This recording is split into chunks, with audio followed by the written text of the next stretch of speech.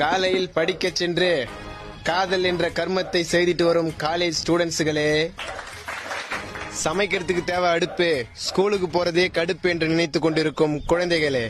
வீட்டுல அப்பா அம்மாவிடம் நல்ல பேர் வாங்குவதற்கென்றே 5-6 மணி நேரம் வெறும் புகைப்படத்தை புத்தகத்தில் பார்த்து கொண்டிருக்கும் புத்திசாலிகளே,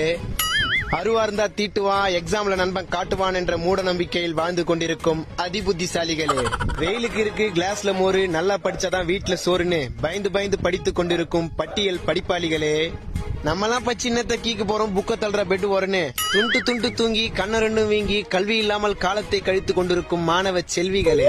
உடம்புல ரத்தம் சிகப்பா இருக்குது, படிக்கணும்னா மட்டும் கசப்பா இருக்குது, ஃபெயில் ஆயிட்டானா போயிடுமானோ, எக்ஸாம் அன்னைக்கு தான் ஆல் டிக்கெட்டை காணும், பச்சா உருப்படியா படிக்கணும், அப்பதான் ஒரு படியாவது மேல போக முடியும். நீங்க கேட்கலாம், நான் ஏன்டா படிப்பு சம்பந்தமாவே பேசினுக்கிறேன்னு. சனி முடிச்சது, அது எனக்கு வந்தா நான் ஏன் இப்படி பேச போறேன்?